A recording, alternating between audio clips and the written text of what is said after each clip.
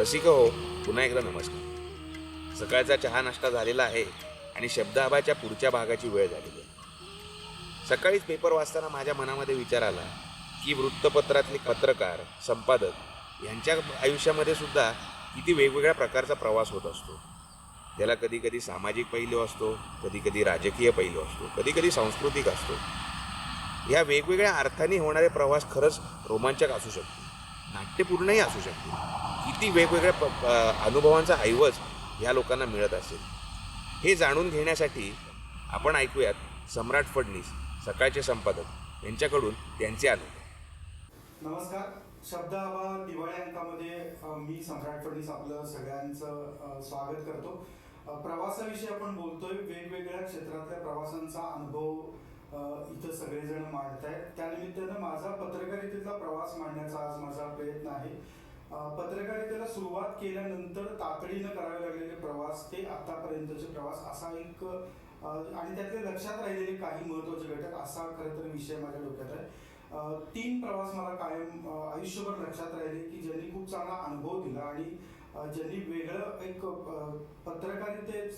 पत्रकारिता असेल, समाज म्हणून आपल्याला समृद्ध करायची भावना दिली. त्यामुळे ते 3 प्रवास मला खूप चांगले लक्षात राहिले. अगदी पहिला प्रवास आहे तो ज्यावेळी मी पत्रकारितेमध्ये आलो त्याच वर्षी आणि अक्षरशः काही 50-60 दिवसांमध्ये करावा लागला प्रवास होता, जो एक विद्यार्थी बातमीदार म्हणून करावा लागला, रात्रीच्या वेळी करावा लागला आणि अख्ख्या जगभर त्या घटनेची चर्चा सुरू होती. तो होता किल्लारीचा भूकंप. ज्यावेळी तुम्ही काहीही पत्रकारितेतला अनुभव नसता, तुम्ही कॉलेजमधले एखादा विद्यार्थी असता आणि अशा वेळी एका मोठ्या पत्रकारांबरोबर प्रवास करणं आणि तिथं जाऊन घटना बघणं, त्यावेळी खरं तर त्या घटनांचं गांभीर्य सुद्धा इतकं लक्षात येत नाही. पण ज्यावेळी तुम्ही उतरता, तुमच्या गाडीतून उतरता आणि आसपास बघायला लागता, त्यावेळी तुम्हाला मोजता येणार नाही इतकी डेड बॉडी दिसायला लागतात आणि तो वयाच्या 19व्या वर्षी झालेला खूप मोठा परिणाम असतो की जो त्यावेळी कदाचित माझ्या लक्षात खूप कमी आला. कारण त्यावेळी माझ्याबरोबर असलेले माझे ज्येष्ठ माझे बॉस आणि माझे मार्गदर्शक सोपान पाटील सर असतील, पुण्यातून आणि भारतातून मीडियाचे वेगवेगळ्या क्षेत्रातले आलेले लोक असतील. त्यामुळं ती घटना नंतर ज्यावेळी काही मोठ्या घटना घडत गेल्या त्यावेळी असं लक्षात आलं की दुःख, वेदना, सरकार या सगळ्या गोष्टींकडे पाहायची वेगळी दृष्टी किल्लारीच्या भूकंपाने दिली होती. कारण भूकंप घडून गेलेला होता, तो काही क्षणाचा भाग होता, पण त्याच्या नंतर कित्येक वर्ष अगदी 2024च्या 30 सप्टेंबरला सुद्धा लोक त्या विषयावर लिहितात. त्यावेळी लक्षात येतं की अरे 93 साली घडलेली जरी घटना होती तरी त्याचे परिणाम आतापर्यंत आहेत. आणि मग तिथं काय दिसलं तर ओके, तिथं सगळ्या उद्ध्वस्त झालेल्या भिंती, हात, पाय दिसत होते, पण त्याची जी दुसरी बाजू होती, सरकार पातळीवर धडपडणारी बाजू होती. अगदी कलेक्टर पासून ते त्यावेळी कलेक्टर ही पोस्ट सुद्धा एकच पोस्ट लक्षात यायची, कलेक्टर, पण त्याच्या आत इतर खूप साऱ्या पोस्ट असतात. डिव्हिजनल कमिशनर खूप मोठे असतात, राज्याचे मुख्य सचिव हे मोठे असतात, त्या सगळ्यांवर मुख्यमंत्री असतात. हे सगळ्या घटना कळायचं ते वय खरं तर तेव्हा नव्हतं, पण कलेक्टर ही पोस्ट माहिती होती, IAS हा खूप मोठा अधिकारी असतो माहिती होतं. पण ती लोक ज्यावेळी गुडघ्यापर्यंत पॅन्ट ओढून चिखलामध्ये दुसऱ्या दिवशीच्या फिरत होती आणि सूचना देत होती, मला असं वाटतं की तो एक मोठा परिणाम त्या वयामध्ये माझ्यावर कायम झाला. आणि त्याच्यानंतरची जी घटना होती, बरोबर त्याच्यानंतर 10 वर्षांनी मी लोकमतमध्ये काम करत होतो आणि सुनामी सारखी घटना घडलेली होती. तर तिथं रिपोर्टिंगला जाताना पत्रकारितेमधला अनुभव 10 वर्षांनी वाढलेला होता, पण परिस्थिती सेम होती. या 2 घटना का मला कायम लक्षात राहतात, तर या 2 घटना देश, जग म्हणून आणि पत्रकारितेतल्या रिपोर्टिंगचे माइलस्टोन म्हणून खूप मोठ्या होत्याच.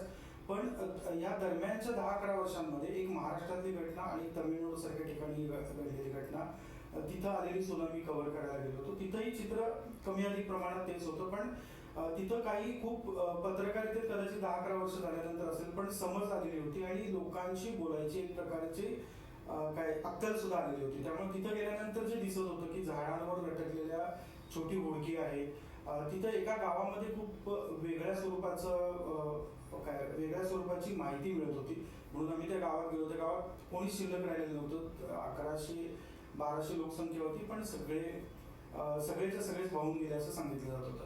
तर त्या गावामध्ये डोंगरावर एक चर्च होता आणि तिथं 2 प्रकारची दोन समाज तिथं चर्चमध्ये प्रार्थनेसाठी येत होते. एक होता केरळी आणि एक होता तमिळ. अशा दोन वेगवेगळ्या राज्यांचे समाज दोन वेगवेगळ्या वेळी तिथं प्रेयरला यायचे. तो रविवार होता आणि एक समाज केरळी समाज प्रेयर करून चर्च डोंगरावर होतं, तिथून खाली येणार आणि मग तमिळ समाज वर जाणार, अशी त्याची रचना होती.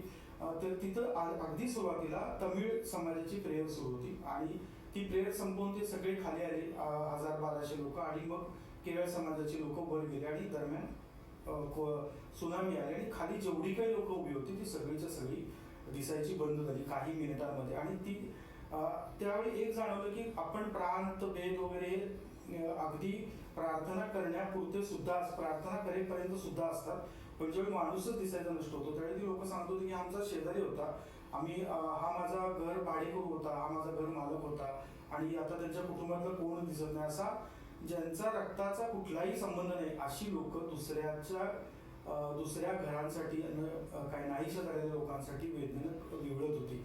मला असं वाटतं की ते एक मोठं शिक्षण होतं या काळातलं, की अपघात किंवा अशा नैसर्गिक आपत्तीमध्ये ज्यावेळी समाज म्हणून आपण नकारात्मक बाजूंवर खूप माध्यमं भर देतात असं अलीकडे कायम टीका होती, पण त्या घटनांनी तिथं खूप सकारात्मक बाजू सुद्धा शिकवलेली होती की ज्यांचा रक्ताना त्याचा काही संबंध नव्हता अशा कुटुंबातल्या नाहीशा झालेल्या लोकांच्या शोधासाठी कित्येक लोक रस्त्यावरून धडपडत होती. माझ्या आठवणीप्रमाणे त्यावेळी मुख्यमंत्री तमिळनाडूच्या जयललिता होत्या, त्या स्वतः त्या भागात श्रीरंगपट्टणम भागात फिरायच्या आणि त्यांनी सगळ्या नागापट्टणम सारख्या ठिकाणी खूप कमी लोकसंख्या शिल्लक राहिली होती कारण बाजारपेठेपर्यंत पाणी आलेलं होतं. पण या सगळ्यामध्ये एक कायम असं असतं की आता मग बातमी म्हणून काय येते तर तिथं चोऱ्या वाढल्या, तिथं अमुक काय बंद घरांची कुलपं फोडली. प्रत्यक्षात ह्या घटना एखाद दुसऱ्या असायच्या आणि ग्राउंडवर जे दिसायचं ते लोक एकमेकांना खूप चांगल्या पद्धतीनं मदत करण्यासाठी पुढे यायची. मला त्यांची भाषा यायचा प्रश्नच नव्हता, पण थोडंफार कन्नड कळायचं, बोलता जर येत नसेल तरी ते काय बोलतात, थोडंफार कन्नड, ते शब्द साऊथ इंडियन सगळे दक्षिण भारतीय शब्द एकत्र करून अर्थ लागायचा आणि त्या लोकांना खूप कौतुक वाटायचं त्या वातावरणात सुद्धा की भारतभरातनं लोक येतात, महाराष्ट्रातनं सुद्धा येतात आणि तिथला बघायचा अप्रोच सुद्धा महाराष्ट्राकडे काय आहे लक्षात यायचं की तुम्हाला तुमच्याकडं आणि आमच्याकडं साम्य आहे, शिक्षण असलेली खूप लोक आहेत, आपण यातनं लवकर बाहेर पडू, पण आम्हाला कुठल्याही परिस्थितीत आमच्याबद्दल नकारात्मकता पसरवू नका ही लोक आवर्जून सांगायचे. आम्ही कारण त्याच वेळी काही मीडियामधून असं सुरू व्हायचं की सुरू झालेलं होतं की तिथं चोऱ्यांचं प्रमाण वाढलंय, पण जमिनीवर जे लोक सांगायचे ते असं असायचं की आम्ही तुम्ही या बघा, हे हिंदू मुस्लिम ख्रिश्चन सगळे एकत्र बसले, त्या भागामध्ये शीख समुदाय नाहीच आहे त्यामुळं असं काही हिंदू मुस्लिम शीख इसाई वगैरे असं म्हणायचे काही कारण नाही, पण हिंदू मुस्लिम आणि ख्रिश्चन हा समुदाय खूप मोठ्या प्रमाणात असताना हे सगळे शब्दशः एका ताटात जेवायचे आणि पुढचे फक्त 2-3 दिवसच नव्हे तर पुढचा महिनाभर त्यांची ही परिस्थिती होती. आणि तो एक मोठा धडा होता. जसं किल्लारीमध्ये दिसत होतं की सरकारी अधिकारी खूप प्राणपणाला लावून धोक्यात स्वतःचा जीव रोगराईच्या धोक्यात लावून सुद्धा काम करतायत, तसा या भागात एक तमिळनाडूमध्ये मिळालेला धडा होता की लोक खरंच अशा संकटाच्या वेळी हात सोडून पळणे ही बातमी आहे, पण हात धरून राहणं ही सुद्धा खूप मोठी बातमी आहे. त्या भागातल्या सगळ्या त्या 10-12 दिवसांच्या प्रवासात कळालं. तिसरा प्रवास जो माझ्या कायम लक्षात राहिला तो खरा राजकीय होता. अगदी हाच पिरियड होता ऑक्टोबर-नोव्हेंबरचा आणि बिहारमध्ये निवडणुका होणार होत्या. बिहार हे राज्य 2010 पासून मला जे सतत जावंच वाटलं त्याचं कारण ह्या 2010च्या खरं तर निवडणुकीमध्ये होतं. त्या राज्याबद्दल 2005 पर्यंतची प्रतिमा 1990 ते 2005 ही 15 वर्ष जंगल राज अशी होती. म्हणजे आपल्यापैकी जे पत्रकार आहेत त्या अनेकांनी आपण आपल्या ऑफिसेसमध्ये बसून जंगलराज असं लिहिलेलं होतं, पण जंगलराज म्हणजे नेमकं काय होतं हे 2005ला नितीश कुमार सत्तेवर आले आणि मग 2010ला खरी पहिली निवडणूक होती की ज्यावेळी नितीश कुमार पूर्ण ताकदीनं या निवडणुकीला सामोरे जाणार होते. त्या निवडणुकीचा प्रवासाची रचना करताना मला पूर्ण बिहार बघणं असा एक उद्देश होता आणि तिथं काय जंगलराज होतं आणि आज काय हे समजून घेणं होतं. त्यात आलेले काही अनुभव खूप मजेशीर विचित्र होते की जे आपल्याला जंगलराज म्हणजे काय अनुभव होता हे जे सांगण्यासाठी मी काही लोकांना घेऊन फिरत होतो. सिवान सारख्या जिल्ह्यामध्ये फिरताना तिथल्या पत्रकार होता एका मोठ्या म्हणजे नॅशनल लेवलच्या हिंदी वर्तमानपत्राचा पत्रकार, तो ज्यावेळी घेऊन दाखवत होता की मी माझ्या बॉसनं यांच्या विरोधात इथल्या बातमी दिली होती, तर त्यांनी पूर्ण AK-47चं मॅगझिन माझ्यासमोर आमच्या ऑफिसवर रिकामं केलं होतं. ऑफिसच्या सगळ्या म्हणजे इमॅजिन करा, एखाद्या वर्तमानपत्राच्या जिल्ह्याच्या ठिकाणचं ऑफिस आहे आणि बाहेर एखादा गुंड राजकीय नेता येऊन AK-47 मधनं पूर्ण ऑफिसवर गोळीबार करतो. तर त्या ऑफिसच्या बाहेर खुणा होत्या, त्या किमान 50 ते 60 खुणा होत्या की जिथं बंदुकीच्या गोळ्यांच्या खुणा होत्या. त्यांनी तो ऑफिस कधी बदललं नाही, ते तसंच ठेवलेलं होतं. आणि ही घटना घडून 7 ते 8 वर्ष झाली होती. म्हणजे फार काही एकदम प्राचीन जालियनवाला बाग हत्याकांडासारखी घटना आहे 50-100 वर्षापूर्वीची अशी नव्हती. पण त्या पत्रकारांनी दाखवून दिलं की इतक्या कठीण परिस्थितीमध्ये सुद्धा ते पत्रकारिता करत होते आणि त्यांनी त्यांच्या विरोधात बातम्या दिलेल्या होत्या. हा जो गुंड होता तो शहाबुद्दीन नावाचा होता, मोहम्मद शहाबुद्दीन, जे नंतर खासदार होते. खासदार जेलमधून सुद्धा खासदारकीची निवडणूक त्यांनी लढवलेली होती. मग आम्ही असं ठरवलेलं की आपण हा माणूस कोण आहे बघायला जाऊ, म्हणून आम्ही त्या खासदारांच्या घरात गेलो. त्या घरात गेल्यानंतर सुद्धा त्यांनी बाकी त्यांच्या त्यावेळी पत्नी निवडणूक लढवणार होत्या आणि त्या राजकीय नेत्याच्या स्वरूपात पुढे येत होत्या. आणि पण एखाद्या बिहारी जे आपण सगळे बाहुबली वगैरे शब्द वापरतो, ते शब्द पिके पडावेत असं शहाबुद्दीनचं एकूण हवेली होती. आणि त्या आता हे खरं खोटं माहीत नाही, पण त्यावेळी ते सांगायचे असे की त्या हवेलीमध्ये समोरची गोल दिसत आहे ती विहीर आहे.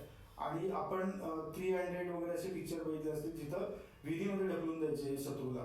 तर त्यावेळी ज्यांना कोणाला आवडणार नाही, शहाबुद्दीनच्या विरोधात जाईल किंवा राजकीय काही विरोध असेल, तर ते त्या विहिरीमध्ये ढकलून द्यायचे, असे ते तिथं आख्यायिका सांगितली जायच्या. पण ज्यावेळी ऑफिसेसमध्ये वर्तमानपत्राच्या ऑफिस बाहेरच्या गोळ्यांचा वर्षाव बघितला होता, त्यावेळी ह्या अफवेमध्ये सुद्धा तथ्य असू शकतं इतकं वाटावं अशी त्या भागातली परिस्थिती होती.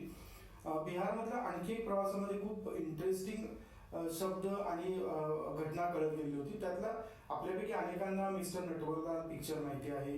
हिंदी मूवी जो गाजला, अमिताभ बच्चनने नटवरलालची भूमिका केली होती. आणि त्यातले किस्से आहेत की एका परदेशी पर्यटकाला ताजमहाल नटवरलाल विकतो आणि तो परदेशी पर्यटक कसा नवरा बायको फसतात. पण नटवरलाल हा शब्द भारतामध्ये गेले 30-40 वर्ष फसवणूक या अर्थानं वापरला जातो. तर हा नटवरलाल हा खरा माणूस होता आणि तो त्याच सिवान जिल्ह्यातल्या बरगा गावात होता. तर आम्ही शोधत त्या गावात त्याच्यापर्यंत पोहोचलो. तर तो मरून बरेच वर्ष झाले होते, 80-85च्या सुमारास नटवरलाल हा माणूस 420 गिरी म्हणून जे काही आतापर्यंत भारतात गाजलं त्याच्यातला सगळ्यात मोठा हा नटवरलालच्या नावावर केसेस होत्या.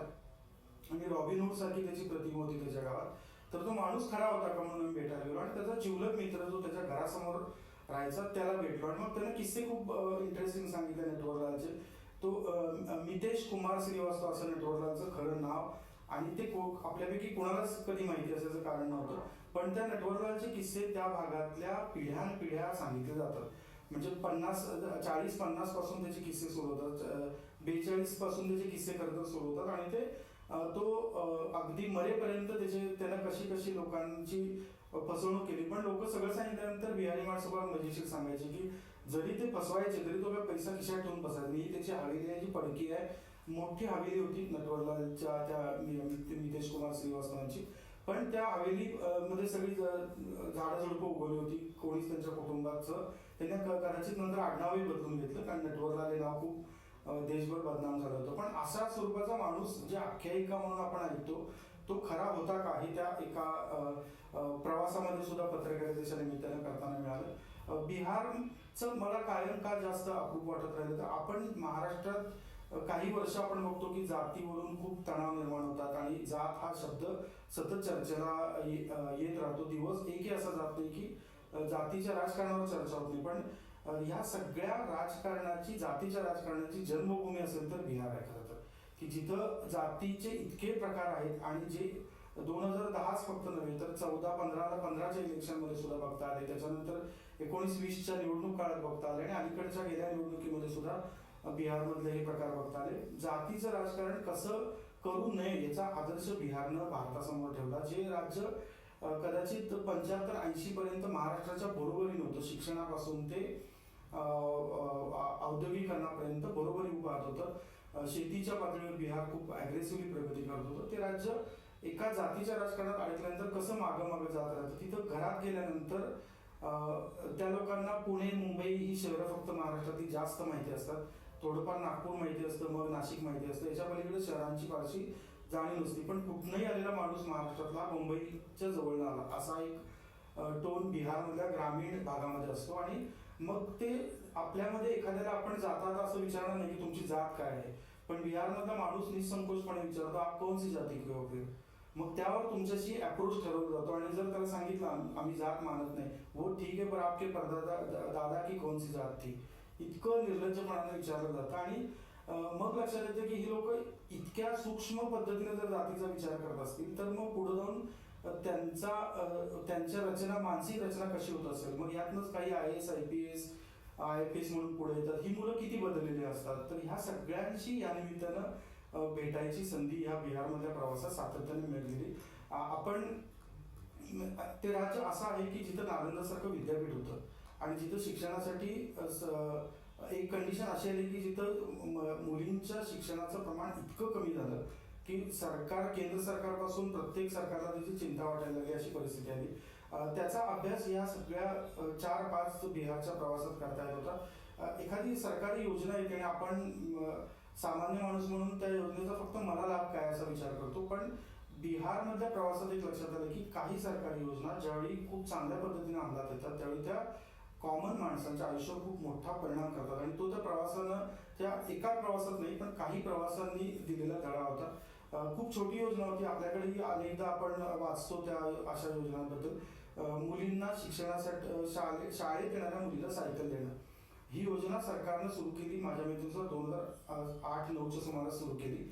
आणि ज्यावेळी शेवटचा मी प्रवास बिहारमध्ये याच निमित्ताने करत होतो, राजकीय निमित्ताने, त्यावेळी लक्षात आलं होतं की 2008-9ला ज्या मुलींनी सायकलीवरून येऊन शाळा शिकायचा निर्णय घेतला, ती अट अशी होती की तुमची मुलगी जर शाळेत जात असेल तर सायकल मिळणार. त्यामुळे अनेक ग्रामीण भागातल्या पालकांनी मुलींना शाळेत घालायला सुरुवात केली. आणि 15 वर्षानंतर त्याचे रिझल्ट मिळायला लागले की बिहारमधल्या मुलींचं शिक्षणाचं प्रमाण हे आता महाराष्ट्राच्या बरोबर यायला लागलं. जे अगदी ढासळून 30% खाली आलेलं होतं. जिथं शाळेमध्ये मुलगीला सायकल मिळते आहे शाळेत गेल्याबद्दल, त्यामुळे आई वडील उत्साहानं मुलीला शाळेत पाठवायला लागले. आणि ती मुलगी सायकलच्या मोहापायी पॅरेंट्सनी शाळेत पाठवलेली मुलगी पुढे शिकायला लागली. आणि आता 15 वर्षानंतर तिथं एका सरकारी योजनेचे किती चांगले परिणाम दिसतात हे सुद्धा बिहारमधल्या प्रवासात दिसायला लागलं. मला असं वाटतं की प्रत्येक प्रवास हा खूप नवीन गोष्टी शिकवतो आपल्याला. आपण लहानपणापासून ऐकत असतो की केल्याने देशाटन वगैरे हे गोष्टी ऐकतो, पण प्रत्यक्षात आपण प्रवासाच्या बाबतीत पर्यटन स्थळ याच्या पलीकडे जात नाही. ज्यावेळी आपण अशा गोष्टींकडे जातो की जिथं आपल्याला काय पर्यटनाच्या नकाशावर ही स्थळं नाही आहेत किंवा पर्यटनाच्या नकाशावर आहेत पण त्यांची ही बाजू आपल्याला माहिती नाही, त्यावेळी तो जास्त प्रवास समृद्ध होतो. आणि असे प्रवास जरी खूप वेगवेगळ्या ठिकाणी करता आले तरी मला हे 3 प्रवास कायम आठवत राहिले. म्हणून मी आज आपल्यासमोर या प्रवासाचं ओव्हरऑल मला ज्या कारणांमुळे आवडले ते मांडायची संधी घेतली. आपल्या सगळ्या प्रेक्षकांना आणि आपल्या प्रत्येकाच्या कुटुंबियांना दिवाळीच्या अगदी मनापासून हार्दिक शुभेच्छा. धन्यवाद.